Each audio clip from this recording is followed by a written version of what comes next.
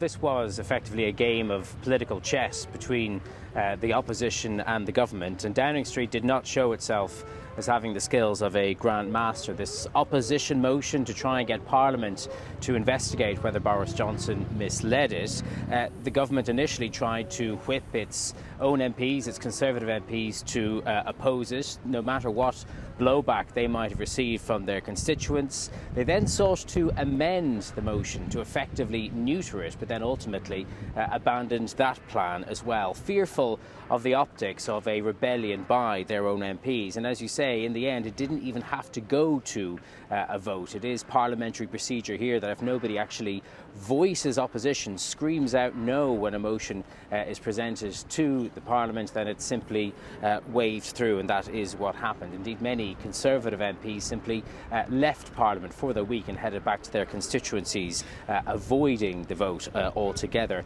And I think one of the things that we learned today is that while Conservative MPs have been remarkably quiet, much quieter now, or in the last week since Boris Johnson got that fine for attending one of these lockdown parties, much quieter than when this scandal reached its climax back in January.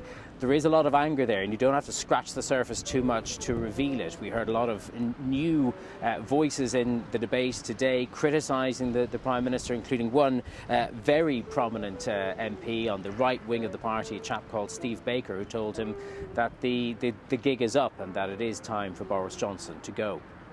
Yeah, it's certainly interesting to see what happens when the Prime Minister is out of the country, currently in India right now. And Ty, what does all of this mean for the stability of the Prime Minister's position in office? Well, what the vote, or lack their vote, the motion today means is that there will now be an inquiry by a parliamentary committee, i.e. Other members of Parliament, into whether Boris Johnson misled Parliament or effectively lied to Parliament when he told them that he believed no lockdown rules were broken when all these parties were happening. And it further delays the final outcome of this whole partygate scandal, because not only do we have we had the civil service investigation to the parties, that is now finished, although not published. We also have the police, the criminal investigation, which remains underway.